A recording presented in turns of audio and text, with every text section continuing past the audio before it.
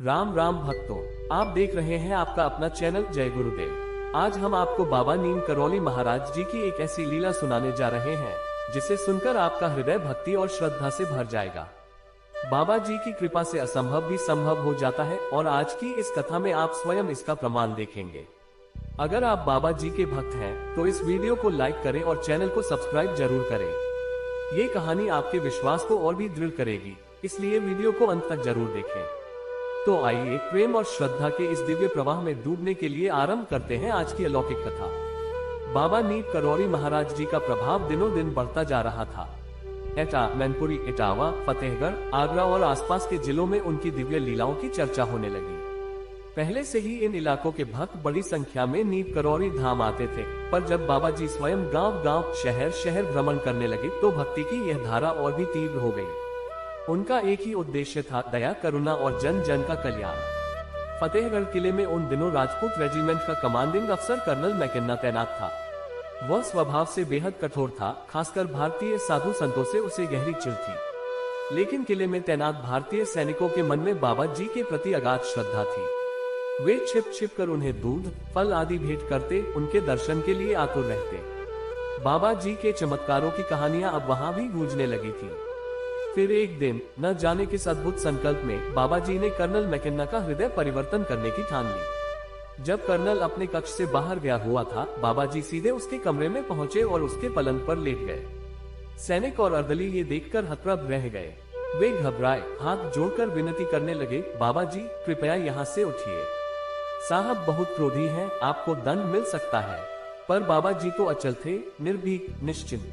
थोड़ी देर बाद जब कर्नल मैकेन्ना लौटकर आया तो उसने जो देखा उस पर उसकी आंखें फटी की फटी रह गईं। उसका अपना पलंग और उस पर एक अधनंगा भारतीय साधु पूरी सहजता से लेटा हुआ।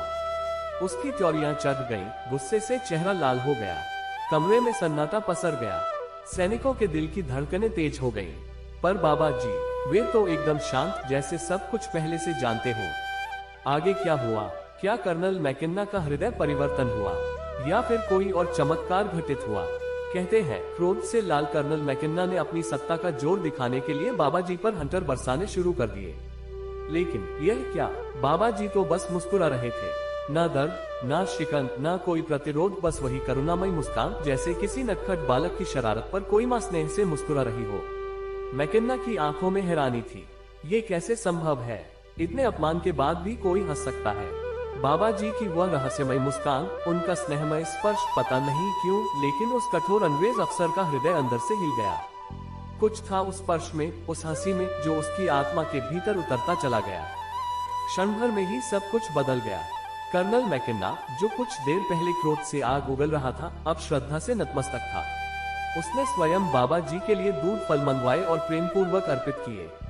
इतना ही नहीं, उसने तत्काल आदेश दे दिया कि बाबा जी जब चाहे किले में आ सकते हैं और उनकी सेवा में रोज फौज की ओर से दूध फल भेंट किए जाएंगे। ये वही मैकेन्ना था जो भारतीय साधुओं से घृणा करता था और अब वही बाबा जी का पहला विदेशी भक्त बन चुका था।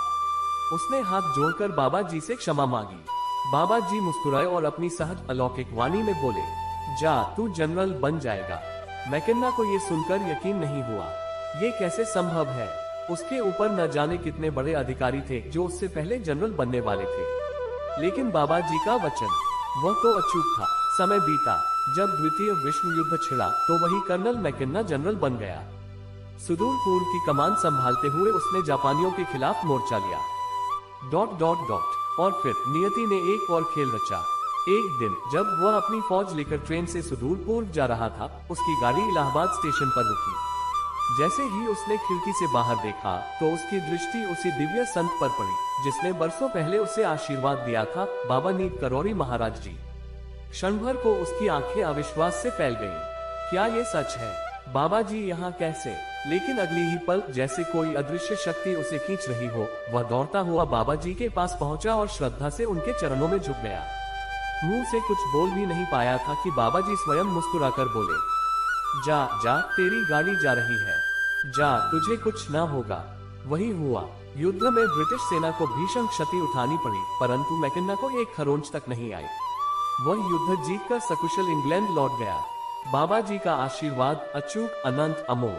द्वितीय विश्व युद्ध के बाद जब जनरल मैकेन्ना की भारत से विदाई का समय निकट आया, तो उसके मन में एक ही तीव्र इच्छा थी, एक बार और अपने गुरु बाबा नीम करौली महाराज के दर्शन करने की। लेकिन बाबा जी कहाँ मिलेंगे?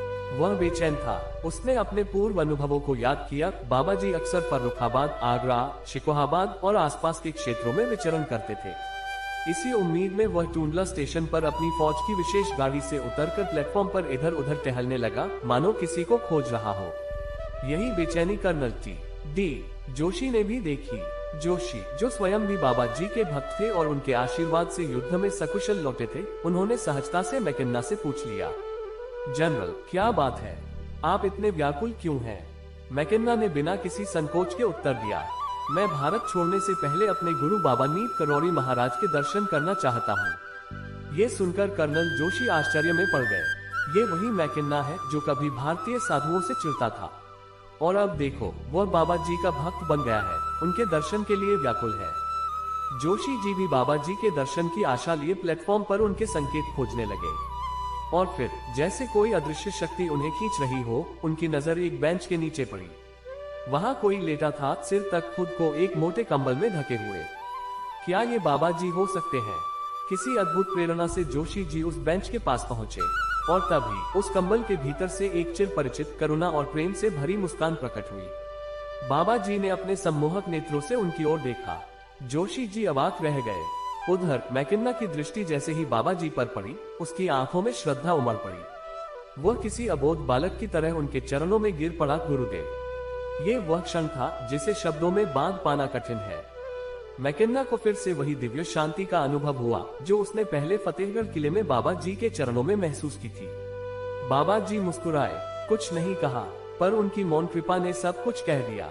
मैकेन्ना ने बाबा जी से पुनः आशीर्वाद लिया और जैसे कोई प्यासा अमृत पा गया हो। कहते हैं बाद में मैकेन्ना बाबा जी को अपने साथ इंग्लैंड भी ले गया, परंतु बाबा जी की लीला अपरंपार थी। तीसरे ही दिन वह भारत लौट आए। कोई उन्हें रोक नहीं पाया, कोई उन्हें बांध नहीं पाया। बाबा नीम करौली महाराज जी, वह तो साक्षात अनंत शक्ति थे।